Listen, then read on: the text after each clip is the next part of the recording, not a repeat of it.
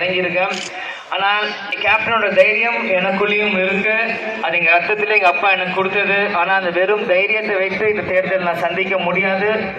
அந்த தைரியத்தை கூட மக்களாக நீங்கள் இந்த நேரத்தில் உங்கள் அன்பும் ஆதரவும் முரசுக்கு கொடுக்கும்போது தான் என்னால் நீங்கள் ஜெயிக்க முடியும். நான் அவங்களுக்கு கேட்டுக்கிறேன். அதனால் மக்களாக நீங்கள் உங்கள் அன்பும் ஆதரவும் முரசுக்கு கொடுக்கணும் அப்படின்னு நான் கேட்டுக்கிறேன். இன்னைக்கு கேப்டன் எப்பயுமே சொல்லுவார், இந்த மக்களை தங்க தட்டில் வச்சு தாளாட்டணும் அப்படின்னு எங்கள் அப்பா சொல்லிட்டே இருப்பாரு. நிச்சயம் இந்த விருதுநகர் வாக்காளர் பெருமக்களை தங்க தட்டில் வச்சு தாளாட்ட நான் தயாரா இருக்கிறேன். கேப்டன் சொல்லி இலக்கணமாக நீங்கள் ஒரு முறை முரசுக்கு வாக்குகளை கொடுக்கணும். கொடுத்தாதான், ஏன்னா ஒரு இளைஞன் ஒரு படித்தவன் இன்னைக்கு உங்க வீட்டில் இருக்க பையன் வயசு தான் எனக்கும் இருக்கும். நான் ஒன்றும் ஒரு 50-60 வயசு இல்லை, 30 வயசு தான் எனக்கு.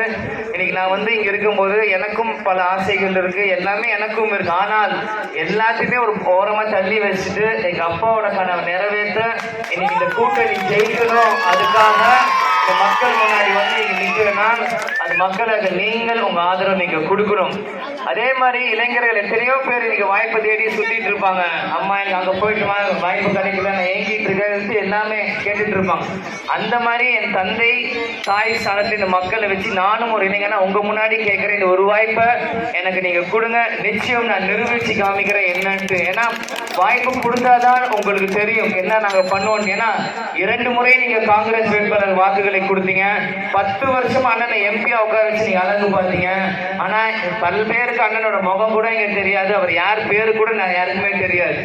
ஏதோ காத்துல அப்படியே வருது, நீங்க நியூஸ் அப்படியே போட்டு போயிட்டே இருக்கீங்க. ஏன்னா மக்களுக்கு அவர் என்ன செஞ்சார்? மக்களுக்கு நீங்கள் சொல்லும். புரட்சி தலைவர் வழியில் வந்தவர் புரட்சி கலைஞர் விஜயகாந்த். இந்த 2 தலைவர்களுமே தன் சொந்த பணத்தை மக்களுக்கு செலவு செஞ்ச தலைவர்கள்.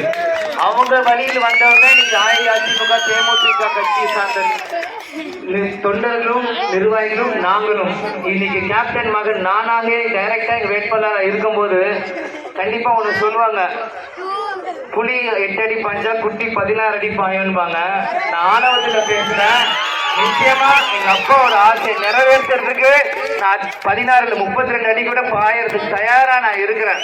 ஆனா அது வாய்ப்பு கொடுத்தாதான் நான் நிரூபிக்க முடியும். அந்த வாய்ப்பை நீங்க கொடுத்தாதான் என்னால் நிரூபிக்க முடியும். நீங்க கை தட்டலாம், கூட்டம் சேரலாம், விசில் அடிக்கலாம், என்னை கேள்வி கேட்கலாம். ஆனா சில இடத்துல சில அங்கீகாரத்தில் அங்க உட்கார வச்சாதான் மக்களாக நீங்களும் தேர்வு செய்ய முடியும். ஒரு முறை ஒரு வாய்ப்பு கொடுங்க. கேப்டன் மறைந்ததுக்கு அப்புறம் எல்லாருமே கேப்டன் இல்லையேன்ற வருத்தப்படுறீங்க. இருக்கிறப்போ அவரை யாருமே அந்த அளவுக்கு பெருசா இல்லை, எல்லாருக்கும் பிடிக்கும். ஆனா இந்த நேரத்தில் அவர் இல்லைன்னு அவ்வளவு வருத்தப்படுறீங்க. அவர் இல்ல, கேப்டன் புதைக்கப்படல, கோடிக்கணக்கான மக்கள் மனசில் விதைக்கப்பட்டிருக்கிறார் இன்னைக்கு. அதனால் நீங்கள் சிந்திக்கணும். புரட்சி தலைவருக்கு அப்புறம் இன்னைக்கு புரட்சி தலைவர் மறைவு, புரட்சி தலைவர் அம்மா மறைவுக்கு அப்புறம் எனக்கு பெருசா பேசப்படுறது கேப்டனோட மறைவு தான்.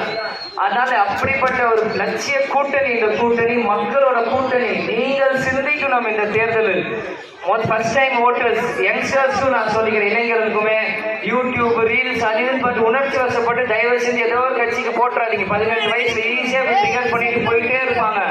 ஒரு 10 வருஷத்துக்கு அப்புறம் நீங்க வேலை பார்க்க முடிஞ்சு நிற்கும் போதுதான் உங்களுக்கு அந்த கஷ்டம் புரியும்.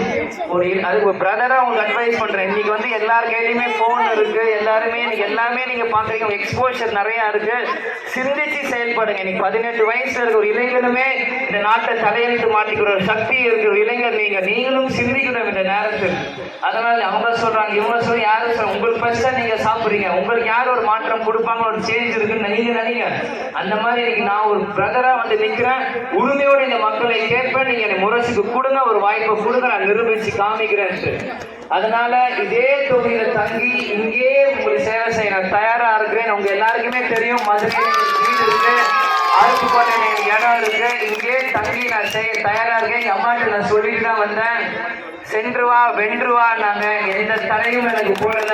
ஆனால் மீண்டும் சொல்றேன், இந்த தொகுதியில எய்ம்ஸ் மருத்துவமனை வரணும். நான் ஆர்கிடெக்ட், நான் படிச்சிருக்கேன். கட்ட முடியலன்னா நான் டிசைன் பண்ணி நான் கூட ஒரு பில்டிங் கட்டி தரேன், தயாரா இருக்கேன். ஃப்ரீயா பேஷன் பிளஸ் ப்ரொஃபஷன் சேர்ந்துட்டே இருக்கிறது, வேலையை முடிச்சுட்டு போயிடறனால மக்கள் நீங்கள் சிந்திக்கணும் எல்லாருமே.